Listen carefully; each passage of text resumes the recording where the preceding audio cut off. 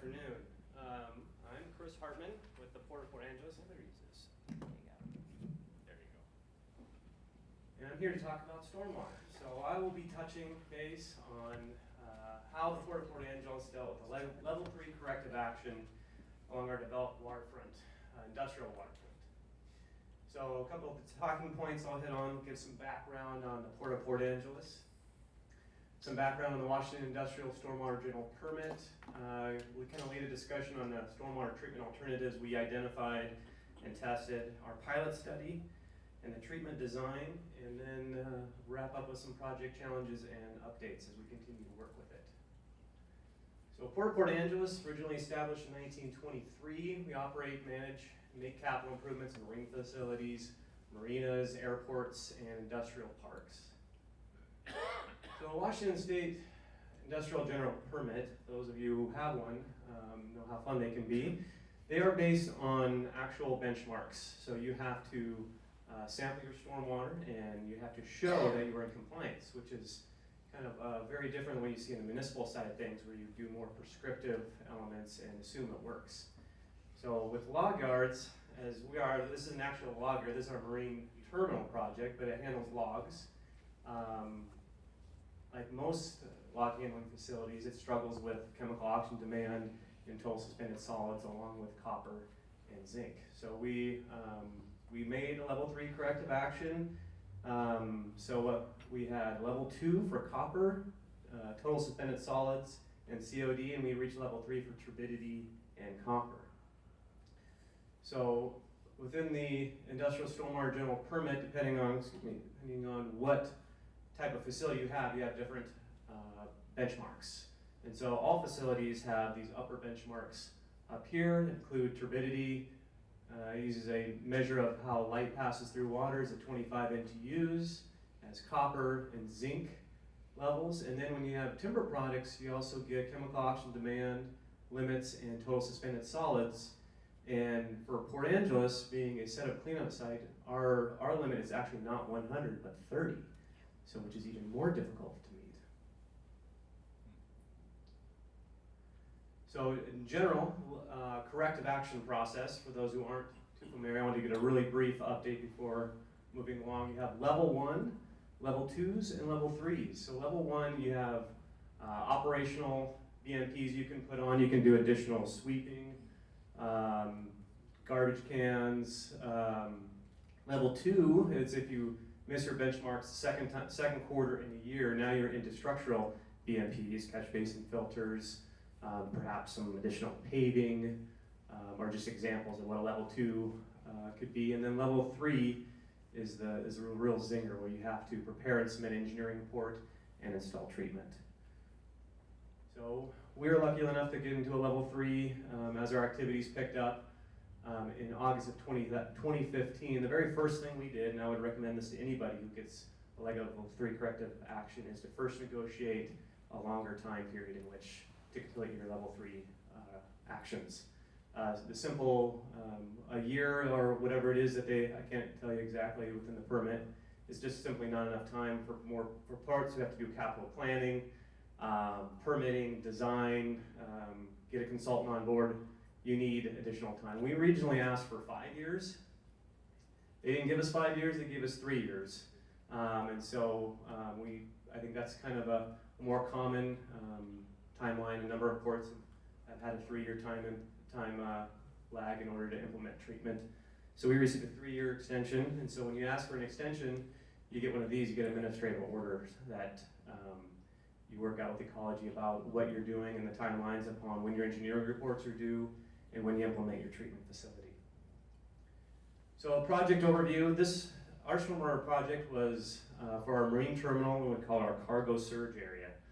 So this is the Port of Port Angeles Terminal 3 facility. This is our cargo bulk handling facility. We export raw logs from Port Angeles to China, typically. So this is the outline of the permitted area. It's roughly 13 acres. We have about 8 acres of terminal space and 5 acres within the cargo surge area, which I had to treat. And so you can see the difficult part about retrofitting an existing industrial site as we have 1, 2, 3, 4, 5, 6, 7, 8, 9, 10, 11, all those outfalls. So we had to first capture all that stormwater. So by far the most expensive part of the project is getting that stormwater where you want it to be. And so that's the difficult part about retrofitting an existing industrial site. So like I said, the marine terminal got about 8 acres. We have an overwater pier, an upland area, log loading and transport facility. Cargo storage area is approximately 5 acres and handles logs and chips for export. Phase 1 of the project, we took kind of a 3-step approach here. When we first wanted to do a source control and conveyance improvement project. So having the 3 years allows us to first, we wanted to get all our stormwater together so we knew what our stormwater looked like. Because with all those different outfalls, the stormwater quality was different in each outfall depending on what type of activity was happening. So we first completed paving and regrading of the dock, paving of the upland area where we had trucks, log trucks that were accessing the dock were going off of pavement onto gravel, back onto pavement, which created a real mess in the wintertime for just pasting mud across the whole facility.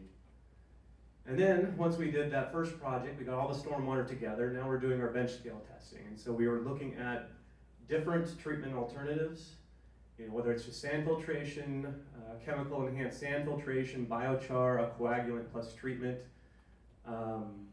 We were hoping to not do these kind of pump and treat and chemicals if we could all, at all get by without. And doing a more passive system was preferred. And so we worked on our pilot study. We constructed this with our in-house maintenance staff, 2 250-gallon totes to mimic a biofiltration system where we tested media, tested different types of infiltration rates. You can see we have a head tank here. We simply we'd capture this. After that phase 1 project was done, we had a pump vault with no pump in it. But that was the next phase of the project, but we'd actually take the water, pump the water out of that vault up into this head tank, and then we'd run it through different meters and try different flow rates into our testing system. So we tested at 18 inches per hour infiltration rate and 24 inches per hour infiltration rate and had really positive results. So we had reductions in turbidity and TSS, total copper, total zinc, and COD that would get us within our benchmark limits. So we settled on this type of system. So this is the biofiltration soil mix here. So this is what is often referred to as a rain garden. So we first capture the stormwater and it gets actually lifted up through a pump into a kind of initial pre-treatment stage. And this treatment stage was, according to the pilot study, not absolutely necessary, but has been, from an O&M perspective, a real positive because this is really easy to take care of, and about half of the total suspended solids are removed in this first stage, which is only just a layer of pea gravel. So we have pea gravel in there, and then we bring in our sweeper truck and we suck off the top layer and put some new pea gravel, and you're done. This rain garden here is roughly 50% comes out here, and then this gets it the rest of the way. And we have a third stage that currently is empty, but we'll be doing additional pilot tests this winter to see what type of polishing media we can get there as kind of a boots and suspenders type approach, or belt and suspenders type approach. That makes more sense. The treatment design, like I showed earlier, is stage 1, pre-treatment pea gravel. Stage 2 is that biofiltration soil mix, and we were able to use a 24 inches per hour soil mix. And then stage 3 is that polishing, which is still to be determined. So we landed on that 24 inches, and the benefit with the 24 inches, it greatly reduces our project footprint. So what we all know, when you have industrial property, space is a premium. So 24 inches an hour has extremely low O&M costs. It's really weeding the garden, sucking off the kind of the goo that gets trapped on top, and it's really manageable for our port to handle. It built off similar system at the Port Tacoma, which is nice. During our pilot test, we were able already to zero in on that 18 inches and 24 inches per hour because they already showed some, had good results with their treatment system at their log yard. So moving into phase 2, now we decided what type of treatment system we've designed it. Now we're going into construction. This is the cargo surge area, like I mentioned earlier. This is also, we're going to pave that area as well. And this is just, so I'll flip through these pretty quickly. These are just construction photos of that system being built along the waterfront. 3 stages. It was pretty quick. You'll see a lot of these are these drone photos that we've been big fans of over the last couple of years that we do in-house. Makes it really good look back at projects. This is a really important piece of this. Putting a soil mix in there, but not overly compacting it. So we are really adamant on the methods and how that was done. So the contractor would lightly kind of sprinkle it in, and they'd have a guy in there raking it around with no mechanical equipment on top of it, because that'll affect your infiltration rate. You can see them right there. There's no Sasquatches here. And here's completed photos of the project. There's the treatment system as it is. It really is a bit of a showcase piece for us at the port. We have multiple rain gardens. We have another rain garden that treats our bow yard as well, so we're just big fans of that technology when it works. And so just for before with all the different outfalls, after all this whole area is conveyed to that one single treatment point. And some of the challenges we had through the project is all of Port Angeles is, at least the waterfront, requires a lot of tribal coordination, archaeological monitoring. We didn't discover anything through any of the surveys or monitoring we performed on this project, so that was a plus. We had an extremely short construction schedule. Even though 3 years may sound like a lot of time, it's really not a lot of time when you talk about doing multiple phases of construction, testing, design, and completion. And right during the project, we had an operator strike. I don't know if anybody here remembers. I can give you nods. That was fun as we're coming against the timeline. And during construction, the original biofiltration soil mix, we had them tested before we put it in for its infiltration rate actually failed. It was getting on the order of 6 to 8 inches per hour infiltration rate. So we had to revise the mix, and it was a compost mix, and we had to bring in cleaner sand in order to reach those infiltration rates. So luckily we did that pilot.